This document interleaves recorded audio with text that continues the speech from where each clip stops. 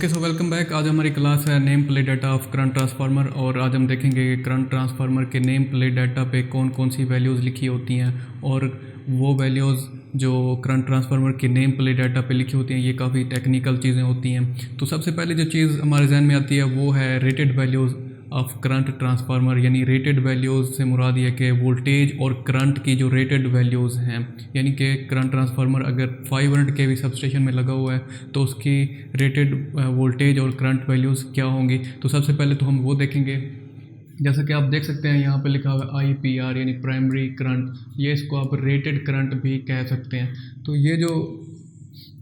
IPR primary current या rated current है ये 3000 एम्पेयर है, यानी जो जिस करंट ट्रांसफार्मर की हम बात करने जा रहे हैं उसका प्राइमरी करंट या रेटेड करंट 3000 एम्पेयर है और इसके जो रेटेड वोल्टेजेस हैं वो 550 kV हैं। ठीक है, ये वो वैल्यूज़ होती हैं जो इसके लिए नॉर्मल वैल्यूज़ होती हैं जिनके ऊपर जाके करंट ट्रांसफार्मर को डिज़ाइन किया जाता है। ये नॉर्मली करंट ट्रांसफार्मर में से ये वैल्यूज़ गुजर रही होंगी, यानी कि इसको ये नॉर्मली डील करेगा। और इसके अलावा जो वैल्यूज़ होती हैं, अगर हम ICTH जो लिखा हुआ है इससे मुराद ये है कि I यानी कि करंट कंटिन्यूसली जो पास हो रहा है, कंटिन्यूस थर्मल करंट, यानी कि कंटिन्यूस थर्मल करंट से मुराद ये है कि ये 120% ऑफ द IPR होता है, यानी जो प्राइमरी रेटेड करंट है ये उसका 120% होता है। अगर 3000 को आप 1.2 से मल्टीप्लाई कर दें या 120% से मल्टीप्लाई करेंगे तो ये तकरीबन 3600 एम्पेयर आएगा, यानी 3600 एम्पेयर इसके लिए कंटिन्यूसली अगर 3600 एम्पेयर इसके ऊपर आ भी जाते हैं तो इसके लिए वो वैल्यूज़ जो हैं नॉर्मल होंगी और इस वैल्यूज़ के ऊपर ये ज़्यादा इसके ऊपर हीट भी पैदा नहीं होगी और ये नॉर्मली डील करेगा। उसके बाद है ISTH यानी short time thermal current. Short time thermal current ये फॉल्टी कंडीशन में जो करंट की वैल्यूज़ करंट ट्रांसफार्मर में से पास हो रही होंगी वो शॉर्ट टाइम थर्मल करंट होती है। जैसे कि आप देख सकते हैं फॉर 1 सेकेंड 70 किलो एम्पेयर तक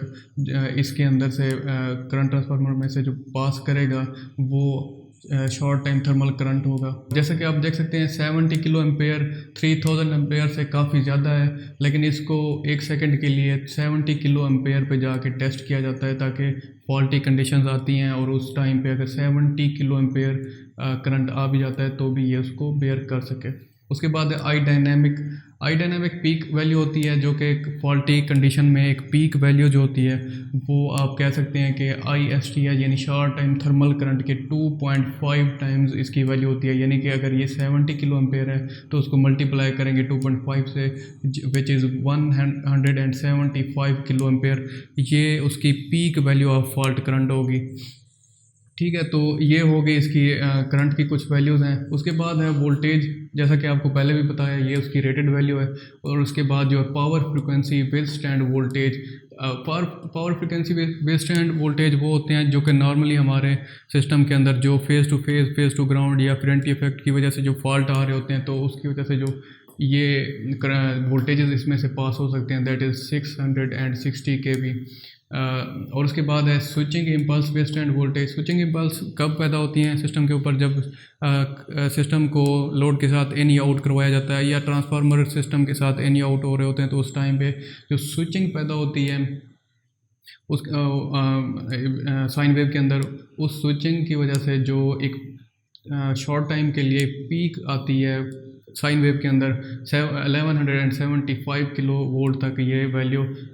इस वैल्यू तक के वोल्टेज इसमें से पास हो सकते हैं, यानी कि आप कह सकते हैं कि करंट ट्रांसफार्मर को एक शॉर्ट टाइम के लिए 1175 किलो वोल्ट तक पे जाके टेस्ट किया जाता है। Lighting impulse withstand voltage 150 kV,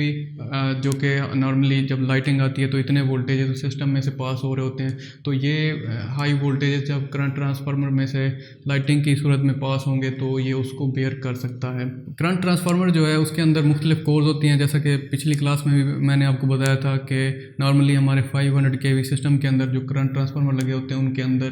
5 course लगी होती हैं। 5 कोर से मुराद ये है कि हर कोर का अपना एक फंक्शन होता है और हर कोर के आगे फर्दर कुछ टैप्स होती हैं। यानी अगर हम कोर 1 की बात करें तो कोर 1 के अंदर, जैसा कि मैंने यहाँ पे लिखा हुआ है, ये कोर 1 है। आपको पहले भी लास्ट वीडियो में मैंने बताया हुआ है कि 1S1 से मुराद ये है कि ये जो 1 है ये 1 इंडिकेट कर रहा है कोर नंबर को, और ये जो S के आगे 1 लिखा हुआ है ये इसकी टैब को इंडिकेट कर रहा है, यानी कि 1S1 से 1S2 से मुराद ये है कि पहली कोर की पहली टैब से पहली कोर की दूसरी टैब तक जो हम अगर वैल्यू को सिलेक्ट करते हैं तो जो रेशो सिलेक्शन होगी वो होगी 750 वर्सेस 1 रेशो। ठीक है, जैसे जैसे हम कोर बढ़ाते जाएंगे, यानी कि ये 1S1 है तो 1S2 ये है, 1S1 से 1S2 750 है, तो जब हम इसको बढ़ाएंगे तो जो हमारी रेशो है वो भी बढ़ती जाएगी। तो यहाँ पे आप देख सकते हैं 1S1 से 1S3 जो है 1250 एम्पेयर वर्सेस 1 एम्पेयर रेशो है, 1S1 से 1S4 2500 एम्पेयर वर्सेस 1, और 1S1 से 1S5 जो है 3000 वर्सेस 1 एम्पेयर रेशो होगी। यानी अगर हम ये दो सिलेक्शन करते हैं 1S1 से 1S5 पिक करते हैं तो जो रेशो हमारी सेलेक्ट हो रही होगी वो 3000 वर्सेस 1 होगी। और इसी तरह से हर कोर की बिल्कुल सेम ऐसी ही सिलेक्शन होगी, सिर्फ उनके नंबर चेंज हो रहे होंगे। दूसरी कोर होगी तो यहाँ पे 2 लिखा होगा, तीसरी कोर होगी तो 3 4 5 और इस तरह से लिखा होगा जी। तो अब हम बात करेंगे करंट ट्रांसफार्मर की क्लास और एक्यूरेसी लिमिट फैक्टर क्या होता है। इस हवाले से ये काफ़ी ज़्यादा अहम चीज़ है, यानी कि अगर हम कोर नंबर 1 जैसा कि आप देख सकते हैं कोर नंबर 1 मैंने यहाँ पे ड्रा की और कोर नंबर 2 जो है यहाँ पे ड्रा की हुई है, और इस तरह से कोर नंबर 3 4 5 यानी कि ड्रा की होंगी। ठीक है, जो कोर नंबर 1 है अगर हम इसकी क्लास की बात करें तो क्लास में यहाँ पे लिखा होगा 0.2, यहाँ पे 0.2 0.2, यानी हर इसकी जो टैप है उसके आगे 0.2 लिखा होगा। ठीक है, जबकि जो ये डिपेंड करता है, अगर ये मीटरिंग की क्लास होगी कोर नंबर 1 अगर मीटरिंग की कोर होगी तो फिर ये इसके आगे 0.2 लिखा होगा, क्योंकि हमारा जो जिस नेम प्लेट डाटा को हम डिस्कस कर रहे हैं वहाँ पे कोर नंबर 1 जो थी वो मीटरिंग की थी और कोर नंबर 2 3 4 5 जो थी वो प्रोटेक्शन की कोर थी। तो जो प्रोटेक्शन की कोर है उसके आगे यहाँ पे लिखा होगा 5P,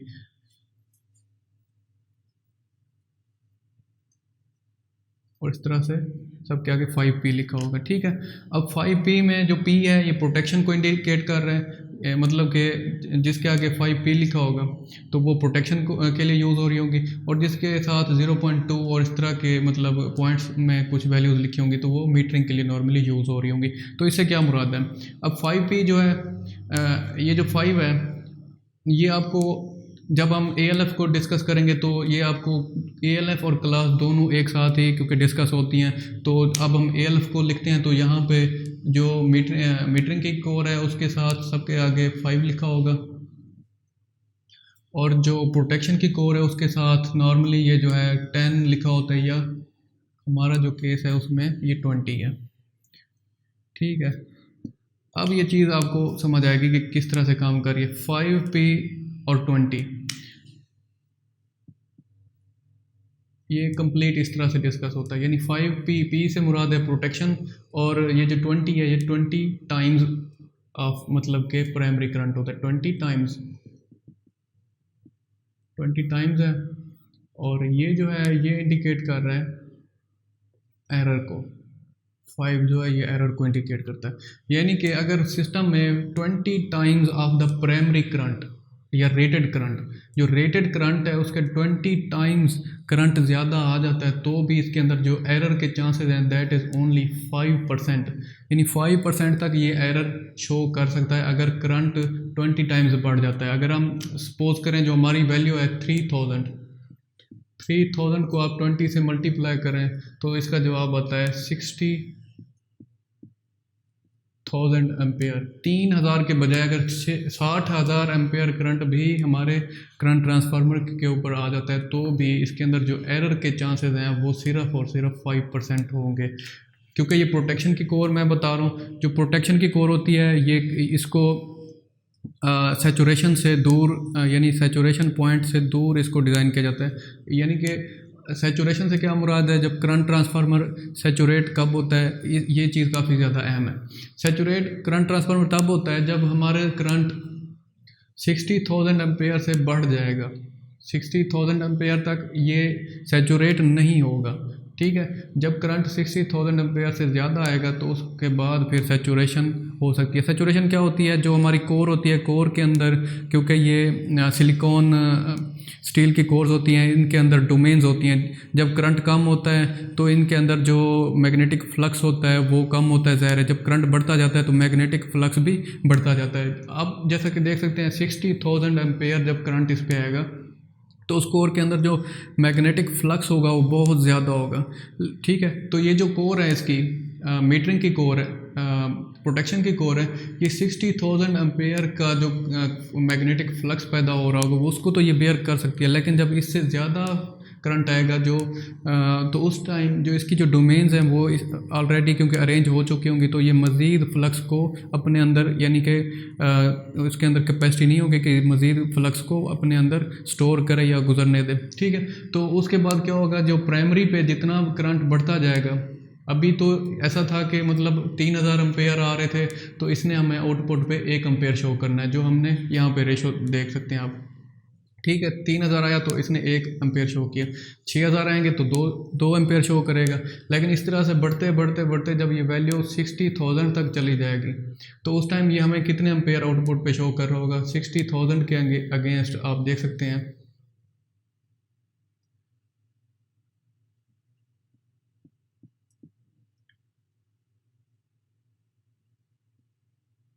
20 एम्पेयर ये हमें आउटपुट पे शो कर रहा होगा,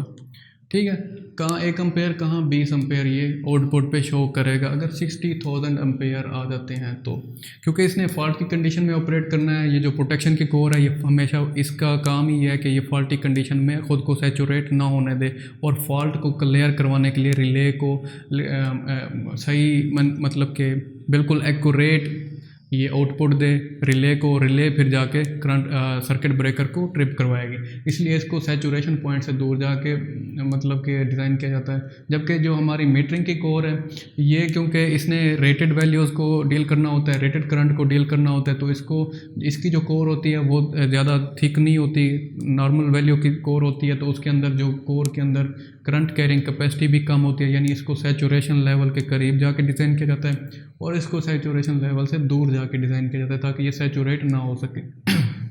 ठीक है। और ये जो 0.2 है, 0.2 से मुराद ये है जैसा कि यहाँ पे 5 क्या था, इसका 5% एरर था, तो इसके अंदर 0.2% एरर होगा अगर करंट जो है 5 टाइम्स आ जाता है आफ्टर रेटेड वैल्यू। आप यहाँ पे देख सकते हैं 5 टाइम्स से मुराद क्या है,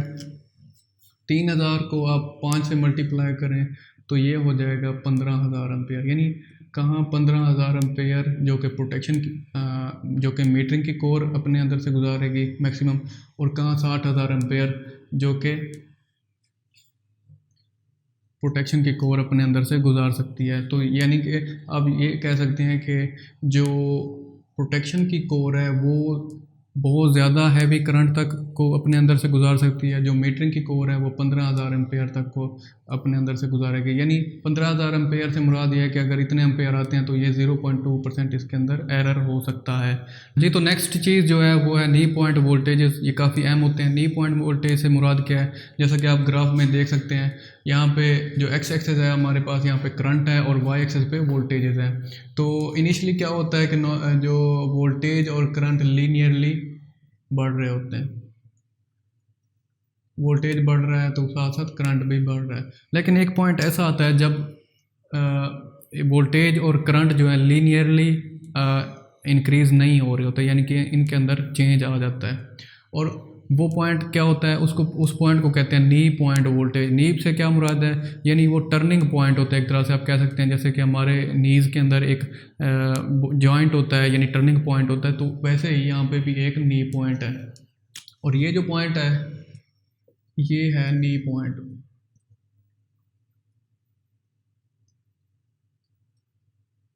ठीक है। ये नी पॉइंट वोल्टेज है। इस पॉइंट से ऊपर जितना ज़्यादा वोल्टेज बढ़ेंगे, यानी अगर हम इस पॉइंट से ऊपर सिर्फ 10% वोल्टेज को बढ़ाते हैं तो करंट के अंदर जो इंक्रीमेंट आएगा वो 50% होगा, ठीक है। जैसा कि आप देख सकते हैं यहाँ पे इस पॉइंट से ऊपर हम यहाँ तक आए हैं, which is 10% increment in the voltage level. लेकिन जो इंक्रीमेंट करंट लेवल में आ रहा है वो 50% आ रहा है, जो कि बहुत ज़्यादा, यानी लीनियरिटी से क्या मुराद था कि अगर वोल्टेज एक वोल्टेज बढ़ा तो 1 एम्पेयर करंट बढ़ा, 2 वोल्टेज बढ़े तो यहाँ पे भी 2 एम्पेयर बढ़े। लेकिन जब इस पॉइंट पे पहुँचे, इस पॉइंट के आगे जो है इसकी लीनियरिटी ख़त्म हो गई और जो 10% अगर वोल्टेज में इंक्रीमेंट आया तो इसके जो करंट है उसके अंदर 50% इंक्रीमेंट आ रहा है। यानी कि ये वो पॉइंट है जिसके आगे, ये जो पॉइंट है इसके आगे फिर सैचुरेशन शुरू हो जाती है। करंट ट्रांसफार्मर जो है इस पॉइंट से आगे सैचुरेट होना शुरू हो जाता है। तो ये वैल्यूज़ काफ़ी मतलब कि अहम होती हैं करंट ट्रांसफार्मर के अंदर, और इसको आप कह सकते हैं कि ये नी पॉइंट जो है इसके आगे हमारे करंट ट्रांसफार्मर सैचुरेट होना शुरू हो जाता है। अब जो चीज़ हम देखने जा रहे हैं वो है वो करंट ट्रांसफार्मर का VA बर्डन, यानी कि इसके करंट ट्रांसफार्मर की सेकेंडरी के साथ जो वाइंडिंग लगी होगी या सेकेंडरी से आगे जो केबल्स लगी होती हैं या जो इंस्ट्रूमेंट लगे होते हैं मेजरिंग या प्रोटेक्शन के लिए, वो एज अ लोड लगे होते हैं करंट ट्रांसफार्मर के साथ, और इसको हम एज अ बर्डन कंसीडर करते हैं, यानी कि ये उसका लोड होता है करंट ट्रांसफार्मर का। ठीक है, यानी कि इसकी जो रेटिंग है वो VA में होती है और इसको बर्डन कहते हैं करंट ट्रांसफार्मर की। इसकी जो वैल्यू है वो 30 VA तक, जो करंट ट्रांसफार्मर हम डिस्कस कर रहे हैं उसके अंदर 30 VA वैल्यू दी हुई है। अगर CT की सिलेक्शन करनी हो तो सबसे पहले जो चीज़ देखी जाती है कि इसके अंदर नंबर ऑफ़ कोर्स कितनी है, इसकी रेशो कितनी है मैक्सिमम और मिनिमम, और उसके बाद जो बर्डन है वो कितना है, और इसकी क्लास देखी जाती है, क्लास कौन कौन सी है, और इसके अंदर एक्यूरेसी लेवल कितना है। तो इस हिसाब से आप कह सकते हैं जो VA बर्डन है वो काफ़ी ज़्यादा अहम होता है। एक और चीज़ जो काफ़ी ज़्यादा अहम है, करंट ट्रांसफार्मर को कभी भी जो इसकी जो सेकेंडरी है उसको ओपन नहीं रखा जाता, यानी कि इसकी सेकेंडरी को अगर ओपन करेंगे तो वहाँ पे एक आर्क पैदा होती है। आर्क क्यों पैदा होती है? क्योंकि यहाँ पे ओपन सर्किट है, ओपन सर्किट में जो रेजिस्टेंस है वो इनफाइनाइट होती है, और जो करंट है वो, क्योंकि आप कह सकते हैं कि जहाँ पे इनफाइनाइट रेजिस्टेंस होगी तो वहाँ पे करंट, आप इस रिलेशन को देखें, R is equal to V/I होता है। ठीक है, अब रेजिस्टेंस इनफाइनाइट है, करंट है, तो अब V is equal to IR, और क्योंकि इनफाइनाइट है तो जो करंट वोल्टेज है, अब जो भी वैल्यू होगी उसको इनफाइनाइट से मल्टीप्लाई करेंगे तो वोल्टेज भी तकरीबन इनफाइनाइट ही हो जाएंगे, यानी कि बहुत ज़्यादा वोल्टेज वहाँ से गुजर रहे होंगे जो कि एक आर्क पैदा करते हैं। और ये आर्क जो है, जो वर्कर होता है, जो काम कर रहा होता है, उसको भी मतलब कि बर्न कर सकती है, या यूँ समझ लें कि जो वर्कर काम कर रहा है उसके लिए काफ़ी ज़्यादा हार्मफुल हो सकता है। कभी भी CT की सेकेंडरी को ओपन नहीं रखा जाता।